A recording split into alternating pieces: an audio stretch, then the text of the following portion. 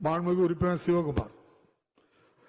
கேள்வி கேட்கவங்களும் சுருக்கமா கேளுங்க, பதிலும் 10:30 நான் கேள்வி பதில் முடிக்கணும். மாண்புமிகு பேரவைத் தலைவர்களே, திருவண்ணாமலை மேல்மலையனூர் செல்வதற்கு அனைத்து விஐபிகள் செல்வதால் செஞ்சியில் பொதுப்பணித்துறை மூலமாக சுற்றுலா மலை அமைக்கப்படுமா?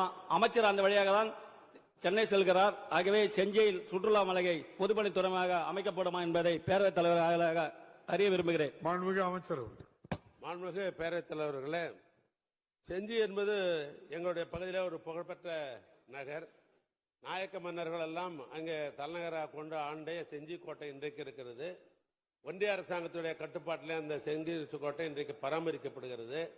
ஏற்கனவே நெடுஞ்சாலைத்துறையின் சார்பாக அங்கே 2 அறைகள் உள்ள ஒரு இன்ஸ்பெக்ஷன் பங்களா ஆய்வு மாளிகை இருக்கிறது.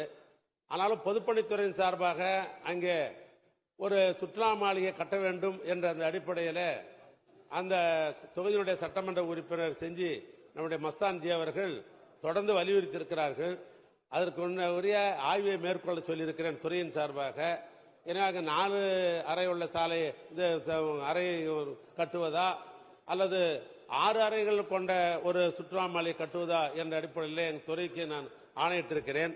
அந்த திட்ட மதிப்பீடு வந்தவுடனேயே முதலமைச்சருடன் கலந்து பேசி அந்த கட்டாயத்தை உணர்ந்து அடுத்த நிதியாண்டிலே இதுக்கு முன்ன